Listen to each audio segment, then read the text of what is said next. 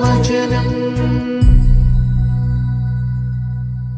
പിതാവായ ദൈവമേ, അങ്ങയുടെ മകനെ ഞങ്ങൾക്ക് ലോകത്തിലേക്ക് അയച്ച അങ്ങയുടെ ബന്ധകാരണത്തിന് നന്ദി പറയുന്നു. പുത്രനായ ദൈവമേ, അങ്ങയുടെ വചനത്താൽ അനേകരെ അങ്ങ് അനുഗ്രഹിച്ച നല്ല നിമിഷങ്ങളെ ഓർത്ത് നന്ദി പറയുന്നു. പരിശുദ്ധാത്മാവായ ദൈവമേ, വചനാധിഷ്ഠിതമായ ജീവിതം നയിക്കുന്ന ഞങ്ങളെ അനുഗ്രഹിക്കാൻ കടന്നു വരുന്ന പരിശുദ്ധാത്മാവെ, ഞങ്ങളെ അനുഗ്രഹിക്കണമേ.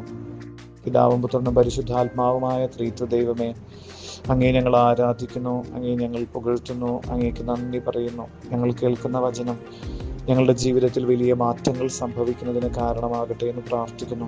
ഈ വചനം അനുസരിച്ച് ജീവിക്കുവാൻ, ഈ വചനത്തിൻ്റെ പൊരുൾ ഞങ്ങൾക്ക് സ്വന്തമാകാൻ ഞങ്ങളെ ശക്തിപ്പെടുത്തണമേ. വചനത്തിൻ്റെ ചുരുളിൽ ജീവിതത്തിൻ്റെ പൊരുൾ കണ്ടെത്താൻ ഞങ്ങളെ ശക്തിപ്പെടുത്തണമേ. വിശുദ്ധ അന്തോണീസേ, ഞങ്ങൾക്ക് വേണ്ടി മാധ്യസ്ഥ അപേക്ഷിക്കണമേ. ആമേൻ. കർത്താവിന്റെ തിരുവചനം യോഹന്നാന്റെ വിശുദ്ധ സുവിശേഷത്തിൽ നിന്ന് 13-ാം അധ്യായം 14 മുതൽ 17 വരെ തിരുവചനങ്ങൾ. നിങ്ങളുടെ കർത്താവും ഗുരുവുമായ ഞാൻ നിങ്ങളുടെ പാദങ്ങൾ കഴുകിയെങ്കിൽ നിങ്ങളും പരസ്പരം പാദങ്ങൾ കഴുകണം. എന്തെന്നാൽ ഞാൻ നിങ്ങൾക്ക് ചെയ്തതുപോലെ നിങ്ങളും ചെയ്യേണ്ടതിന് ഞാൻ നിങ്ങൾക്കൊരു മാതൃക നൽകിയിരിക്കുന്നു. സത്യം സത്യമായി ഞാൻ നിങ്ങളോട് പറയുന്നു, ഭൃത്യൻ യജമാനനേക്കാൾ വലിയവനല്ല, അയക്കപ്പെട്ടവൻ അയച്ചവനേക്കാളും വലിയവനല്ല. ഈ കാര്യങ്ങൾ അറിഞ്ഞ് നിങ്ങൾ ഇതനുസരിച്ച് പ്രവർത്തിച്ചാൽ അനുഗ്രഹീതർ. ഹല്ലേലൂയ. എപ്രകാരം ഞങ്ങൾ അനുഗ്രഹീതരായി തീരുമെന്ന് ഈ തിരുവചനങ്ങൾ ഞങ്ങൾക്ക് മുൻപിൽ തുറന്നു വയ്ക്കുന്നു. അങ്ങ് ദൈവപുത്രനായിരുന്നിട്ടും ദാസന്റെ രൂപം സ്വീകരിച്ചുകൊണ്ട് ശിഷ്യരുടെ പാദങ്ങൾ കഴുകി എളിമയുടെയും ലാളിത്യത്തിൻ്റെയും ശുശ്രൂഷയുടെയും മാതൃക.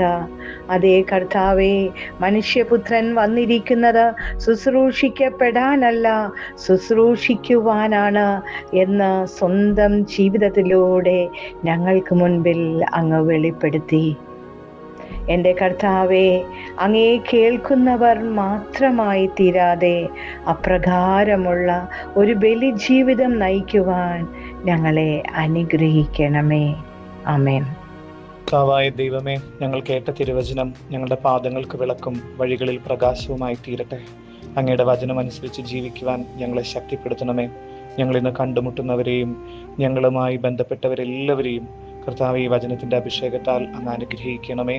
പരിശുദ്ധ മറിയമേ, അമ്മ വചനത്തെ ഉദരത്തിൽ സ്വീകരിച്ചതുപോലെ ഈ വചനത്തിൻ്റെ ശക്തിയാൽ ഞങ്ങളുടെ ജീവിതത്തിൽ ശാരീരികവും മാനസികവും ആത്മീയവുമായ സന്തോഷം നൽകി ഞങ്ങളെ അനുഗ്രഹിക്കണമേ. സകല രോഗപീഠകളിൽ നിന്ന് അമ്മയുടെ മകൻ്റെ വചനത്തിൻ്റെ ശക്തി നിറയട്ടെ. സങ്കീർത്തനം 103:3 കർത്താവ് വചനമയച്ച് രോഗികളെ സുഖപ്പെടുത്തുന്നുള്ള കർത്താവിൻ്റെ വചനം കർത്താവെ എല്ലാ ദിവസവും അനുദിനം ഞങ്ങൾ ധ്യാനിക്കുന്ന അതാത് ദിവസത്തെ വചന വ്യാഖ്യാനങ്ങളുടെ അഭിഷേകത്താൽ ഞങ്ങളെ അനുഗ്രഹിച്ച് രോഗസൗഖ്യം നൽകണമേ. കടബാധ്യതകൾ വിട്ടുമാറട്ടെ. ഞങ്ങളുടെ ജീവിതത്തിൽ സാമ്പത്തിക പുരോഗതി ഉണ്ടാകട്ടെ. ദൈവീക ദർശനങ്ങൾ ഉണ്ടാകട്ടെ. ജോയൽ പ്രവാചകനിലൂടെ പറഞ്ഞതുപോലെ യുവാക്കൾ ദൈവീക ദർശനങ്ങൾ കാണുന്നൊരു അനുഭവം ഉണ്ടാകട്ടെ. വാർദ്ധക്യത്തിലുള്ളവർ ദൈവത്തെ മുഖാമുഖം കാണുന്ന അനുഭവം ഉണ്ടാകട്ടെ.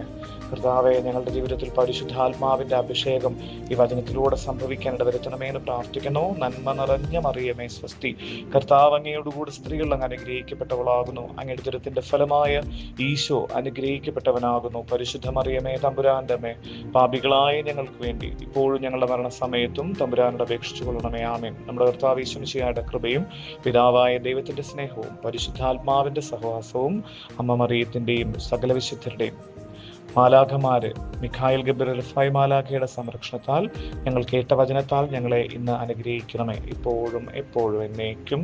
ആമേൻ.